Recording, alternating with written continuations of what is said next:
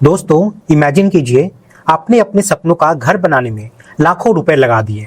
सबसे महंगा सीमेंट खरीदा, अच्छी क्वालिटी का सरिया लिया, मिस्त्री और लेबर पर भी कोई कॉम्प्रोमाइज नहीं किया।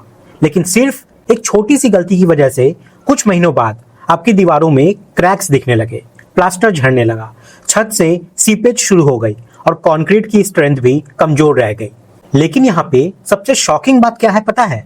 ये नुकसान किसी घटिया मटेरियल की वजह से नहीं हुआ, बल्कि सिर्फ इसलिए हुआ क्योंकि आपने सही तरीके से क्यूरिंग यानी कि तराई नहीं करवाई थी। बहुत सारे लोग सोचते हैं कि घर बन गया मतलब काम खत्म, लेकिन असली मजबूती कंस्ट्रक्शन के बाद शुरू होती है और उसमें क्यूरिंग का बहुत बड़ा रोल होता है। अगर आपने क्यूरिंग को इग्नोर कर दिया तो समझ लीजिए आपने अपने घर की उम्र कम कर दी। देखिए, सीमेंट कोई जादू की चीज नहीं है कि आज लगाया और कल पत्थर जैसा मजबूत हो गया। सीमेंट को स्ट्रेंथ गेन करने के लिए पानी चाहिए होता है। जब सीमेंट और पानी आपस में रिएक्ट करती है तब एक प्रोसेस शुरू होता है जिसे हम हाइड्रेशन कहते हैं। यही प्रोसेस कंक्रीट और मोर्टार को मजबूत बनाती है। लेकिन अगर ये मॉइस्चर बीच में खत्म हो जाए, सरफेस जल्दी सूख जाए या आपने सही समय तक पानी नहीं दिया तो हाइड्रेशन प्रोसेस अधूरी रह जाती है। बाहर से स्ट्रक्चर मजबूत दिखेगा लेकिन अंदर से वीक रहेगा। बाद में यही वीकनेस क्रैक्स, लीकेज और डैम्पनेस के रूप में सामने आती है। सबसे पहले बात करते हैं ब्रिक वर्क यानी दीवारों की क्यूरिंग की। जब आपकी ईंटों की दीवार बनती है तो उसमें सीमेंट मोर्टार इस्तेमाल होता है। अब प्रॉब्लम यह होता है कि सूखी ईंटें मोर्टार का पानी जो है वो बहुत जल्दी सोख लेती है। अगर आपने प्रॉपर क्यूरिंग नहीं की तो मोर्टार सही तरीके से सेट नहीं होगा और दीवार कमजोर हो सकती है।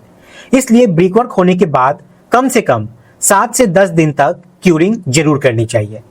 दिन में मिनिमम 2 बार पानी तो जरूर देना चाहिए और अगर ज्यादा गर्मी है तो 3 बार भी दे सकते हैं।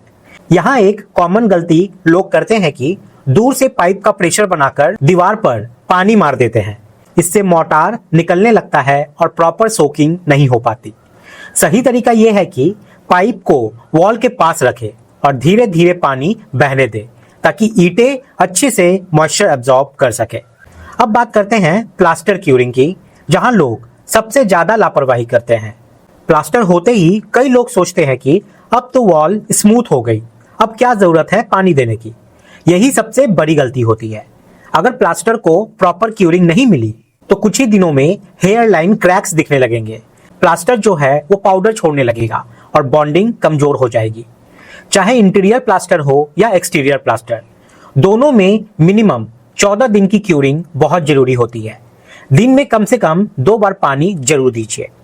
अगर टेम्परेचर ज्यादा है या तेज धूप पड़ रही है तो दिन भर में 3 बार भी आप कर सकते हैं। लेकिन ध्यान रहे, पानी बहुत ज्यादा प्रेशर से नहीं मारना है, वरना प्लास्टर की फिनिशिंग खराब हो सकती है। अब आते हैं घर के सबसे इंपॉर्टेंट मेंबर्स पर, यानी कॉलम और बीम पर। आपका पूरा घर कॉलम और बीम पर खड़ा होता है। अगर यही मजबूत नहीं होगा तो पूरा स्ट्रक्चर रिस्क में आ सकता है। लेकिन प्रैक्टिकल साइड पर देखा जाता है कि स्लैब डालने के बाद लोग कॉलम की क्यूरिंग लगभग भूल ही जाते हैं। कॉलम वर्टिकल मेंबर होता है, इसलिए जब आप इसके ऊपर पानी डालते हैं तो पानी तुरंत नीचे बह जाता है।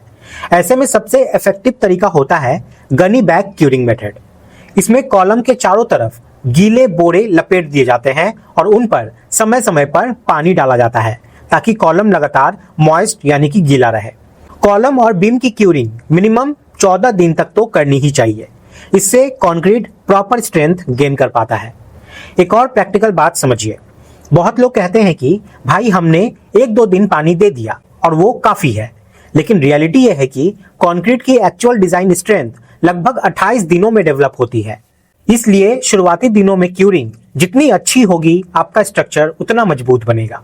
अगर शुरुआत में आपने नेग्लिजेंस कर दी तो बाद में चाहे कितनी भी रिपेयर करा लो, ओरिजिनल स्ट्रेंथ वापस नहीं आती। और सबसे दुखद बात यह है कि क्यूरिंग में खर्च भी बहुत कम आता है। सिर्फ थोड़ी मेहनत और डिसिप्लिन चाहिए इसको करने के लिए। लेकिन लोग यहाँ पर लाखों का कंस्ट्रक्शन कर लेते हैं और कुछ 100 रुपए की क्यूरिंग बचाने के चक्कर में बाद में हजारों लाखों का नुकसान झेलते हैं। याद रखिए दोस्तों, मजबूत घर सिर्फ अच्छे मटेरियल से नहीं बनता, बल्कि सही कंस्ट्रक्शन प्रैक्टिसेस से बनता है। और क्यूरिंग उन्हीं प्रैक्टिसेस में से एक है जिसे इग्नोर करना बहुत भारी पड़ सकता है। अब बात करते हैं घर के सबसे क्रिटिकल हिस्से की, यानी स्लैब क्यूरिंग की। स्लैब आपके घर की छत होती है और यही हिस्सा सबसे ज्यादा हीट, बारिश और लोड को झेलता है। अगर स्लैब की क्यूरिंग सही नहीं हुई तो आगे चलकर रूफ सीपेज, क्रैक्स और स्ट्रेंथ रिडक्शन जैसी समस्याएं शुरू हो जाती है। इसलिए स्लैब कास्टिंग के बाद क्यूरिंग को बिल्कुल भी हल्के में मत लीजिए। सामान्य तौर पर स्लैब की क्यूरिंग मिनिमम 14 दिन जरूर करनी चाहिए और अगर आप बेस्ट रिजल्ट चाहते हैं तो 21 से 28 दिन तक क्यूरिंग करना और भी बेहतर माना जाता है। अब सवाल आता है कि स्लैब की क्यूरिंग का सही तरीका क्या है। तो सबसे इफेक्टिव तरीका होता है पॉन्डिंग मेथड। स्लैब डालने के अगले दिन छोटे छोटे मिट्टी या मोर्टार्स के बैरियर बना दिए जाते हैं ताकि स्लैब की सरफेस पर पानी रुका रहे। इन हिस्सों में लगभग 1 से 1.5 इंच तक पानी भरा जाता है। इससे पूरा स्लैब लगातार मॉइस्ट रहता है और कंक्रीट अच्छे से स्ट्रेंथ गेन कर पाता है। अगर पानी का लेवल यहाँ पे कम हो जाए और स्लैब दिखने लगे तो तुरंत दोबारा पानी भर देना चाहिए। यहाँ एक प्रैक्टिकल मिस्टेक बहुत लोग करते हैं। स्लैब डालने के अगले दिन सीधे पॉन्डिंग की तैयारी में लग जाते हैं और सुबह क्यूरिंग करना भूल जाते हैं, जबकि रात भर कंक्रीट काफी हीट जनरेट करता है और सुबह सरफेस जल्दी ड्राई हो सकती है। इसलिए स्लैब कास्टिंग के अगले दिन सुबह सबसे पहले हल्की क्यूरिंग जरूर करें, उसके बाद जाकर पॉन्डिंग वाले सेटअप को तैयार करें। ये छोटी सी बात फ्यूचर लीकेज प्रॉब्लम्स को काफी हद तक रोक सकती है। अब बात करते हैं स्टेयरकेस यानी जीना की। बहुत सारे लोग स्टेयर्स की क्यूरिंग लगभग भूल ही जाते हैं क्योंकि उनका फोकस सिर्फ स्लैब और कॉलम पर रहता है, लेकिन स्टेयर्स भी रेनफोर्स्ड कंक्रीट स्ट्रक्चर होता है और इसे भी प्रॉपर मॉइस्चर चाहिए होती है। स्टेयरकेस की क्यूरिंग भी मिनिमम 14 दिन करनी चाहिए। यहाँ पॉन्डिंग पॉसिबल नहीं होता, इसलिए आप वेट गनी बैग्स का इस्तेमाल कर सकते हैं। सीढ़ियों के ऊपर गीले बोरे रखिए और समय समय पर उन्हें गीला करते रहिए, इससे कंटिन्यूअस मॉइस्चर मिलती रहती है। अब आते हैं फुटिंग और प्लिंथ बीम क्यूरिंग पर। फुटिंग आपके घर की फाउंडेशन होती है। अगर फाउंडेशन मजबूत नहीं होगी तो ऊपर कितना भी अच्छा कंस्ट्रक्शन कर लो, रिस्क हमेशा बना रहेगा। फुटिंग कास्टिंग के बाद कम से कम 7 दिन तक क्यूरिंग जरूर करें। अगर बैक फिलिंग नहीं हुई है तो रेगुलर पानी देते रहें। जब सॉइल फिलिंग कर दे तब भी आसपास की मिट्टी को हल्का मॉइस्ट रखें ताकि फाउंडेशन एरिया में मॉइस्चर बनी रहे। प्लिंथ एरिया की क्यूरिंग भी मिनिमम 14 दिन करनी चाहिए क्योंकि ये वॉल्स का पूरा लोड डिस्ट्रीब्यूट करती है। अब यहाँ पे कुछ ऐसे मिस्टेक्स को लेकर बात करते हैं जो लोग बार बार करते हैं। पहली गलती, सिर्फ 1-2 दिन पानी देना और फिर बंद कर देना। दूसरी गलती, दोपहर की तेज धूप में बहुत हाई प्रेशर से पानी मारना। तीसरी गलती, वीकेंड या छुट्टी के दिन क्यूरिंग कंप्लीटली स्किप कर देना।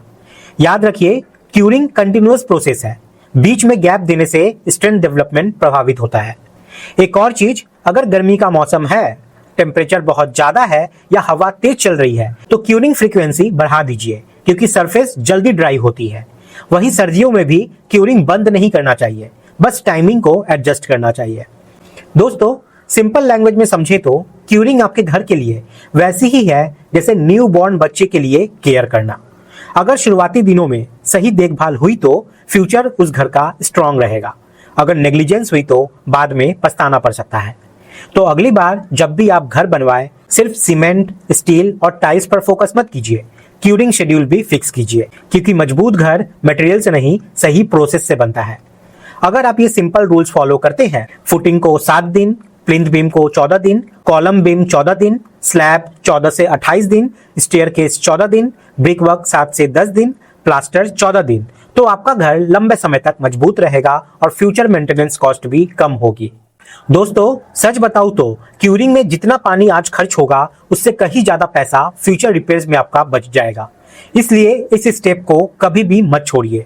यही स्मार्ट होम कंस्ट्रक्शन की पहचान होती है।